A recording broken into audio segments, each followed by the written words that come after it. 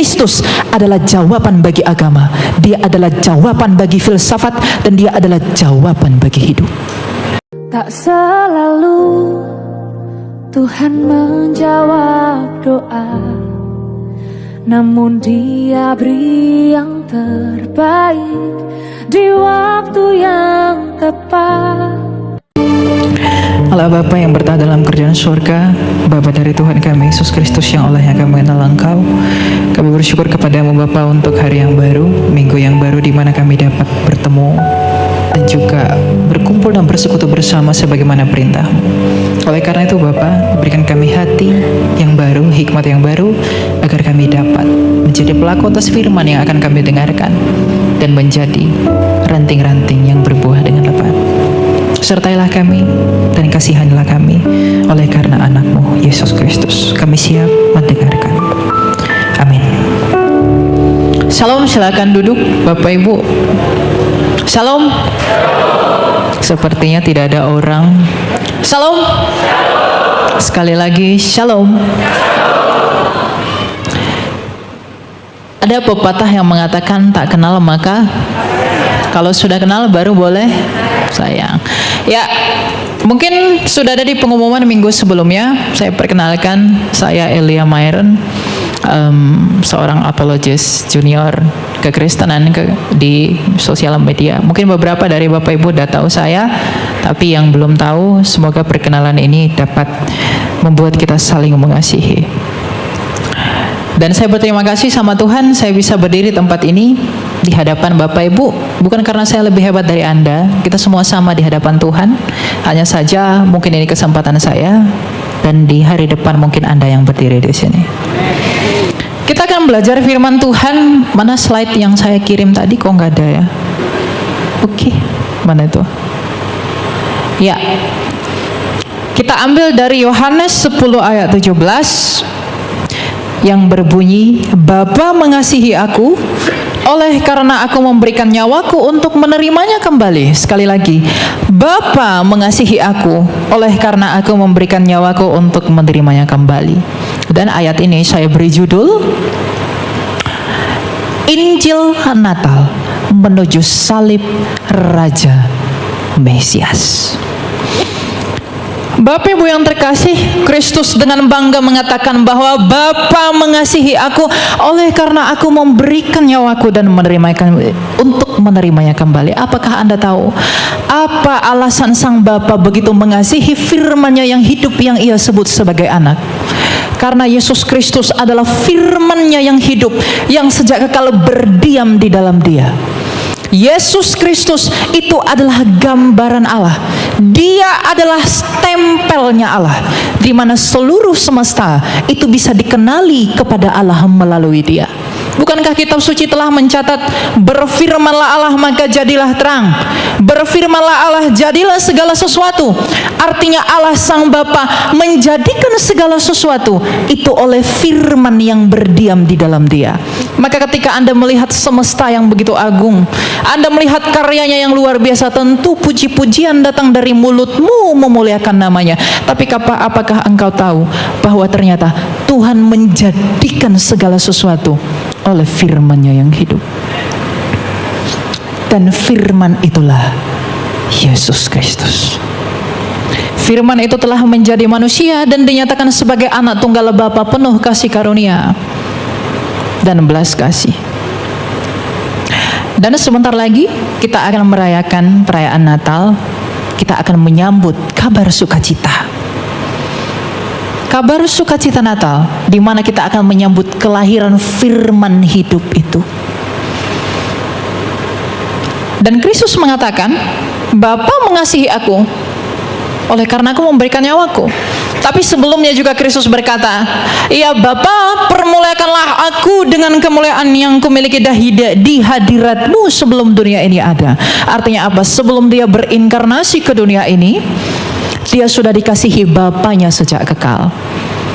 Selain daripada Dia telah dikasihi, tapi terlebih lagi Dia dikasihi oleh Bapanya karena Ia memberikan nyawanya melalui ketaatannya kepada sumbernya untuk memberikan nyawanya bagi dunia. Kenapa Ia memberikan nyawanya? Karena sebuah fakta yang menyakitkan bagi dunia. Ada Injil yang adalah kabar baik karena ada kabar buruk. Kabar baiknya adalah keselamatan telah ditimpakan ke seluruh dunia melalui Yesus Kristus. Kabar buruknya berarti ada kematian. Bapak Ibu, kekristenan bukan seperti filsafat bodoh dunia, di mana Tuhan menciptakan dunia adalah untuk mati. Allah kita sejak semula menciptakan nenek moyang kita Adam dan Hawa untuk tujuan yang kekal. Dia menciptakan dunia ini dengan begitu indah. Dia menciptakan manusia menurut kekekalan, bahwa kamu dan saya itu diciptakan menurut gambar dan rupanya sendiri. Siapa gambar Allah? Kolose 1 ayat 15. Gambar Allah adalah Kristus sendiri. Jadi seluruh insan di dunia ini yang bernapas seharusnya tunduk kepada Kristus, karena kamu dicipta oleh Kristus. Karena kamu dicipta oleh Kristus, dan kita semua dicipta menurut gambarnya yang sempurna itu untuk tujuan yang kekal. Dengan demikian Tuhan menguji, maka kekekalan itu dirusak oleh ulah manusia. Apa yang merusaknya? Ketidaktaatan yang membuahkan dosa. Dan dosa itulah yang membuat kita semua harus mati. Kabar buruknya adalah kematian, dan kabar baiknya adalah kehidupan. Makanya Tuhan Yesus berkata, barang siapa yang percaya kepadaku, ia akan hidup walaupun ia sudah mati. Dan di dalam Injil Natal, kabar sukacita Natal inilah kita berbicara tentang betapa besarnya kasih Allah itu. Ketika kita berbicara tentang Natal, kita harus berbicara tentang salib. Ketika kita berbicara tentang kelahiran, kita harus berbicara tentang kematian. Karena ketika kita berbicara tentang kematian, kita berbicara tentang kebangkitan. Bapak, Ibu, saudara-saudari yang terkasih, tidak ada yang seperti Kristus di semesta ini. Bahwa pada mulanya Dia adalah firman yang hidup, yang datang dari Bapanya, yang menyatakan kasih Bapanya, bahwa kita bisa melihat kemuliaan Allah di dalam dirinya, dan apa yang Ia jadikan dan nyatakan menurut kehendak sumbernya. Oleh karena itu, karena Ia telah lahir, oleh karena Ia telah mati, dan Ia tidak hanya mati, tapi karena Ia telah bangkit, maka kita semua yang harus mati. Jikalau engkau mau memperoleh hidup, maka engkau harus percaya kepada Dia yang telah hidup kembali. Karena tak satupun engkau temui jalan di tempat manapun selain di dalam Kristus yang telah hidup kembali. Keagamaan di dunia ini begitu bodoh. Filsafat dunia ini begitu bodoh. Mereka berpikir bahwa mereka bisa mencari kebenaran, dan mereka berpikir bahwa mereka bisa mencari hidup di luar dari Kristus yang hidup kembali. Apakah engkau bisa berharap kehidupan dari yang mati? Apakah engkau bisa berharap kekekalan dari Dia yang tidak kekal? Mungkinkah engkau berharap kebenaran dari Dia yang tidak berbuat benar? Tetapi Kristus sendiri telah dinyatakan untuk memuliakan Allah kita, bahwa tak satupun yang telah mati namun hidup kembali selain Dia. Siapakah yang telah hidup selain Kristus? Dia lahir memang untuk mati, agar kamu dilahirkan kembali. Dia lahir untuk mati, tapi Dia mati untuk bangkit. Maka ketika dunia ini mengajak kamu, mari tinggalkan Kristusmu itu, mari lupakan Yesusmu itu, jangan percaya kepada Kristusmu, datanglah kepada yang di luar Kristus, agar aku memberikan engkau rupa-rupa dunia. Berapa lama engkau akan bertahan? Berapa lama engkau akan memperoleh segala sesuatu? Tapi kalau pada akhirnya engkau mati, maka saya harus mengatakan, Natal dengan kabar sukacitanya adalah tanda kesederhanaan Allah. Allah yang adalah Maha Tinggi. Dalam Filipi 2 dikatakan, yang walaupun dalam rupa Allah, Ia tidak menganggap kesetaraan dengan Allah, melainkan mengosongkan dirinya. Natal ini adalah momen di mana kabar baik itu harus kita beritakan. Di mana kabar baik bahwa Ia telah lahir, bahwa Ia telah mati dengan memberikan nyawanya, namun Ia hidup kembali dengan menerimanya kembali. Di dalam kehidupannya itulah kita bisa berharap ada hidup. Maka dengan demikian benarlah perkataan Tuhan kita dalam Yohanes 14 ayat 6, bahwa akulah jalan dan kebenaran dan hidup. Keagamaan di dunia ini selalu berusaha mencari jalan. You are wrong. Kristus adalah jalan. Filsafat Yunani selalu mencari mana yang benar. Kristus berkata, I am the truth. Saya kebenaran. Jadi Kristus adalah jawaban bagi agama. Dia adalah jawaban bagi filsafat, dan dia adalah jawaban bagi hidup. Dan tak akan kamu temui yang seperti itu. Anak-anak muda, dengarkan ini. Mungkin di tengah-tengah zaman ini engkau dipengaruhi oleh pikiran-pikiran yang tidak dari Allah. Gak apa-apa, yang penting saya berbuat baik, yang penting saya benar, yang penting saya oke. Semua agama sama saja, tapi Kristus tidak pernah sama. Dia tidak pernah sama dengan apapun. Jangan engkau berhalakan yang lain, dan jangan engkau mendua kepada salib. Maka dengan demikian saya harus berkata kepada Bapak Ibu, siapakah orang saleh yang tidak mati? Siapakah orang kaya yang tidak mati? Siapakah orang kuat yang tidak mati? Jadi ketika mulutmu berkata bahwa dengan kebaikanku aku bisa menjangkau surga, dengan kebaikanku dan kebenaran yang ada padaku aku bisa mencapai Allah. Bukankah orang Farisi begitu taat pada ritual keagamaannya? Tapi apa kata Kristus? Wahai ular beludak.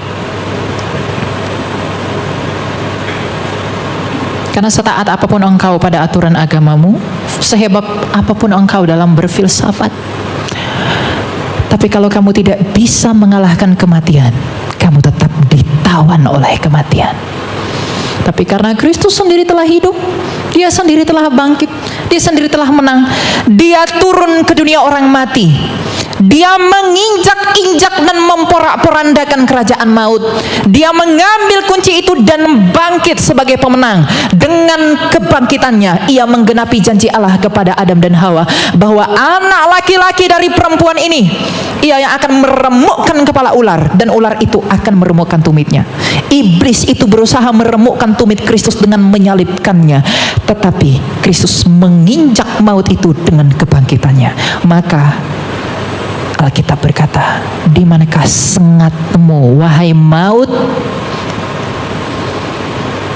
Jadi kalau Anda menyadari bahwa kita semua harus mati, kalau Anda menyadari bahwa semua orang harus binasa, maka tuntunlah jiwamu sendiri dan saudara-saudaramu yang kamu kasihi kepada Kristus yang telah hidup dan menang, agar mereka beroleh hidup. Tapi tentu lakukanlah bukan karena motivasi yang lain, lakukanlah oleh karena kasih. Tuhan Yesus sudah memberi kita perintah bahwa kamu harus mengasihi Allahmu dan mengasihi sesamamu.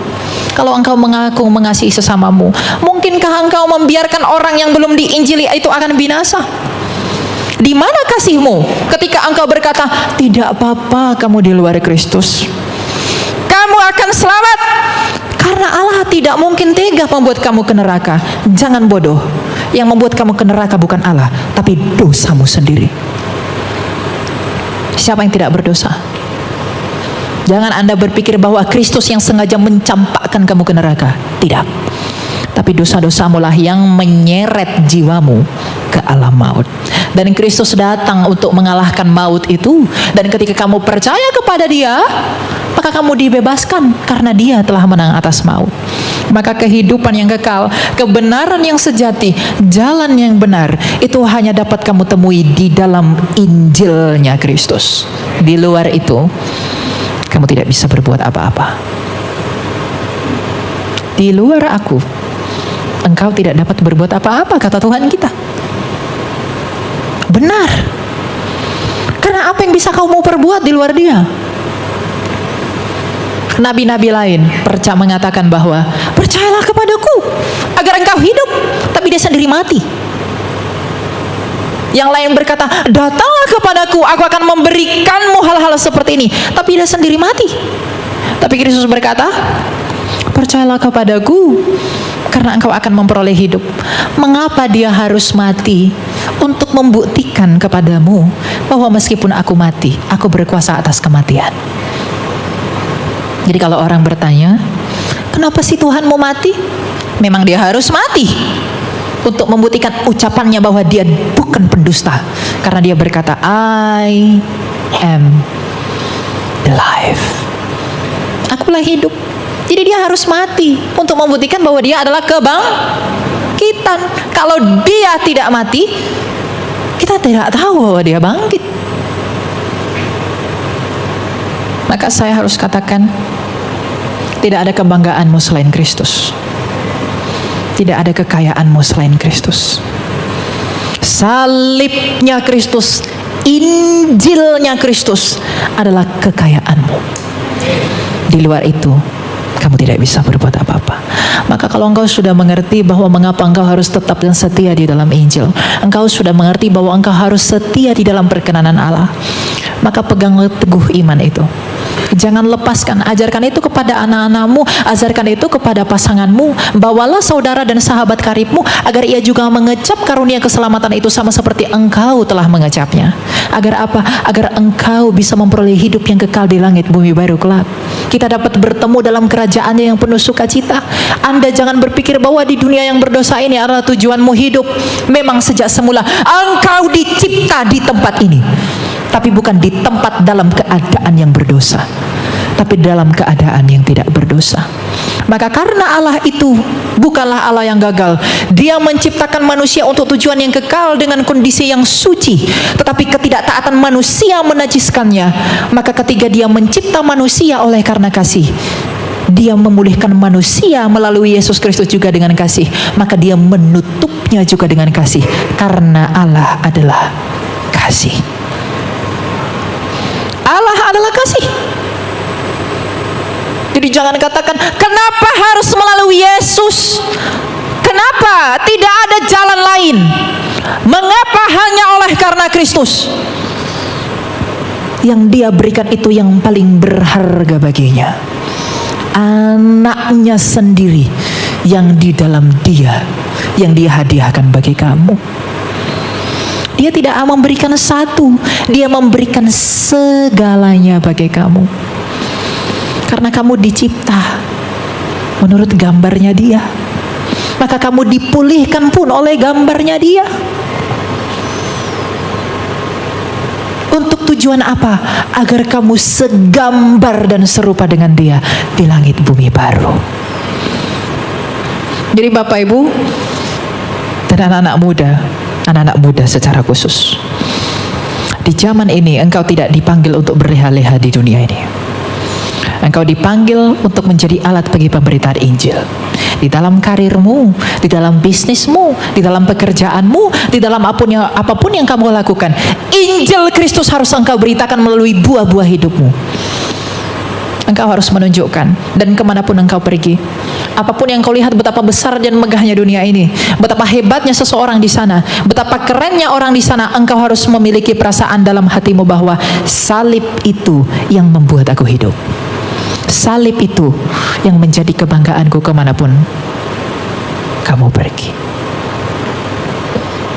Engkau jangan tergoda dengan pengajaran-pengajaran bodoh dunia. Saya harus mengatakan bodoh. Kenapa? Karena kebodohan bagi dunia adalah hikmat bagi Allah. Tapi hikmat bagi dunia adalah kebodohan bagi Allah. Makanya Rasul Paulus, rasul yang begitu kita cintai, dia berkata, pemberitaan tentang salib adalah kebodohan bagi dunia, tetapi itu adalah kekuatan bagi Allah. Jadi kalau engkau masih berpikir salib itu adalah sebuah kebodohan, maka engkau adalah orang-orang yang mau binasa. Tapi kalau kau dalam hatimu berpikir, oleh salib aku dipulihkan, oleh salib aku dimenangkan, oleh salib aku dapat bertemu dengan Allah, maka kasih karunia Tuhan menyertai kamu senantiasa. Maka mana tadi judul yang tadi? Injil Natal, sukacita, kabar baik Natal, kelahiran Natal itu harus pergi menuju salib Raja Kristus. Karena Natal itu ada, karena salib itu ada. Apa yang dinantikan para nabi? Apa yang dirindukan para nabi? Apa yang dirindukan Musa? Apa yang dirindukan Elia?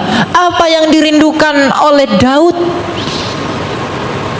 Musa berkata, yang seperti aku akan datang.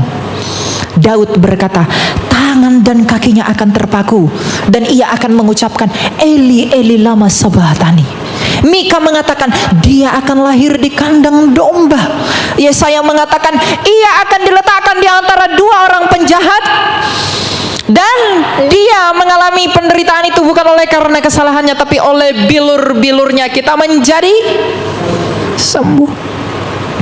Para nabi selama ribuan tahun menanti-nantikan satu anak ini, dan 2028 tahun yang lalu lahirlah dia di Bethlehem yang bernama Yesus Kristus. Dan sebentar lagi kita akan merayakan Natal. Natal itu bukan tradisi pagan, Natal itu tradisi sorgawi. Karena yang pertama kali merayakan Natal adalah malaikat. Karena kelahirannya adalah sukacita bagi dunia. Karena dunia telah bersukacita bahwa dia telah lahir, tapi terlebih-lebih lagi dunia bersukacita karena dia telah mati dan hidup kembali. Makanya ayat yang saya ambil, Bapa mengasihi aku oleh karena aku memberikan nyawaku untuk menerimanya kembali. Di dalam satu ayat itu seluruh tema Injil Mesias itu diberitakan. Karena kasih dia datang, dia lahir. Karena kasih ia mati, karena kasih ia hidup. Maka karena kasih kita dipulihkan di dalam hidup itu.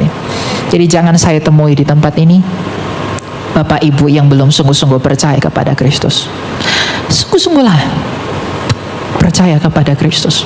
Karena tanpa dia kita bukanlah apa-apa. Cintailah Kristus dengan segenap hatimu.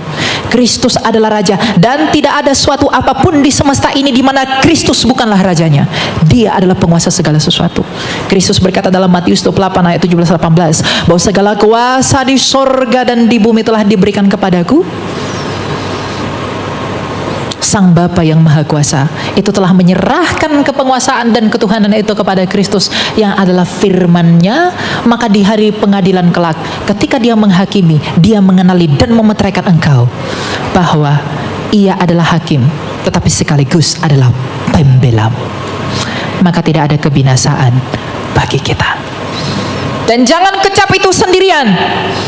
Bagikanlah Injil ini. Kita semua dipanggil jadi saksi, bukan? Siapa yang di sini dipanggil berleha-lehalah kau di dunia ini? Bahkan ketika Tuhan menciptakan kita, engkau disuruh dalam Kejadian 1 ayat 28 itu apa? Berkuasalah atas bumi ini, beranak cuculah, penuhilah seluruh bumi. Kita menjadi penguasa atas bumi ini. Tapi karena dosa ada, maka dosa yang menjadi penguasanya. Maka agar kembali pada keadaan yang semula, saya pikir ada ayatnya di belakang. Percayalah kepada dia. Allah memberkati mereka, lalu Allah berfirman kepada mereka, beranak cuculah dan bertambah banyak, penuhilah bumi dan taklukkanlah itu, berkuasalah atas ikan-ikan di laut dan burung-burung di udara dan segala binatang dan merayap di bumi. Penguasa itu artinya Tuhan. Jadi dia bahasa Yunani kurios. Jadi kita memang adalah penguasa di bumi ini sejak semula. Karena memang kita dicipta di sini. Tapi dosa itu telah merusak segala sesuatu. Tetapi salib Kristus, Injil Kristus telah memulihkan segala sesuatu. Karena ia telah berkata di kayu salib, tete lestai, sudah selesai. Sebagai penutup, pada akhirnya saudara-saudariku yang terkasih di dalam nama Tuhan, ketika Anda sudah mengerti bahwa mengapa Anda harus percaya kepada Kristus, mengapa Anda harus datang kepada Kristus, dan mengapapun Anda harus dipanggil untuk menjadi alat bagi kemuliaan Kristus, terlebih anak-anak muda, gunakanlah segala talenta yang ada padamu untuk menginjili semua orang. Injililah semua orang di dalam apapun yang kamu miliki. Kamu boleh berambisi jadi kaya, kamu boleh berambisi jadi kuat, kamu boleh berambisi menjadi bijaksana. Tetapi Nabi Yeremia memperingatkan kamu, janganlah kamu bermegah karena kekayaanmu, kekuatanmu, dan kebijaksanaanmu. Tapi biarlah engkau bermegah oleh karena engkau mengenali dan memahami bahwa Allah Tritunggal itu adalah Allah yang penuh belas kasih, keadilan, dan kebenaran. Belas kasih dinyatakan oleh Sang Bapa, keadilan dinyatakan oleh firman yang hidup di dalam salib itu, dan kebenaran itu dimeteraikan oleh Roh Kudus. Maka di dalam kepenuhan Allah Tritunggal, engkau mengenali siapa Allah yang sejati. Maka teguhlah dan diamlah di dalam Injil itu, berbuah lebat dan pergilah ke seluruh bangsa, agar ketika engkau mati, engkau mengucapkan apa yang diperkatakan Rasul Paulus, bahwa hidupku adalah Kristus dan matiku adalah keuntungan. Aku mengatakan hal ini kepada Bapak Ibu bukan karena aku sendiri telah sempurna di hadapan Allah. Aku adalah orang berdosa, sama seperti engkau adalah orang berdosa. Mungkin aku juga adalah orang yang paling berdosa daripada engkau yang duduk di sana. Tapi mengapa aku harus menyatakan ini? Aku menyatakan ini agar di dalam keberdosaanku lah kemuliaan Allah dinyatakan. Jikalau ada tertulis bahwa di dalam kelemahan Rasul Paulus kuasa Kristus menjadi nyata, apakah aku tidak dapat mengatakan bahwa di dalam keberdosaanku lah kemuliaan Allah dinyatakan melalui pengampunannya di dalam Injil. Berbahagialah dan setialah untuk selama-lamanya. Pergilah dan berbuahlah. Tuhan memberkati. Kita berdoa. Allah Bapa yang bertata dalam sorga, Bapa yang baik, Bapa yang mulia, terima kasih Bapa bahwa Engkau mengizinkan kami untuk mengetahui bahwa Engkau adalah Allah kami yang penuh belas kasih, keadilan dan kebenaran. Bapa, apa yang telah kami dengarkan, biarlah kiranya Engkau yang memampukan kami untuk menjadi pelaku atasnya. Kami Engkau panggil untuk menjadi pelaku firman. Janganlah kami hanya menjadi pendengar, tapi mampukanlah kami untuk melakukan itu, dan mampukanlah kami untuk mengasihi Engkau terlebih-lebih lagi, agar kami dan di dalam kami kemuliaan-Mu dinyatakan. Kami adalah hamba-hamba dan anak-anak-Mu yang setia.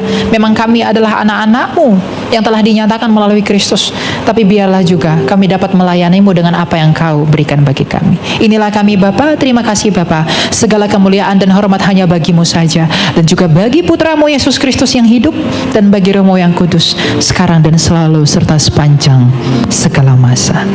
Amin. Shalom. Tak selalu Tuhan menjawab doa, namun Dia beri yang terbaik di waktu yang tepat.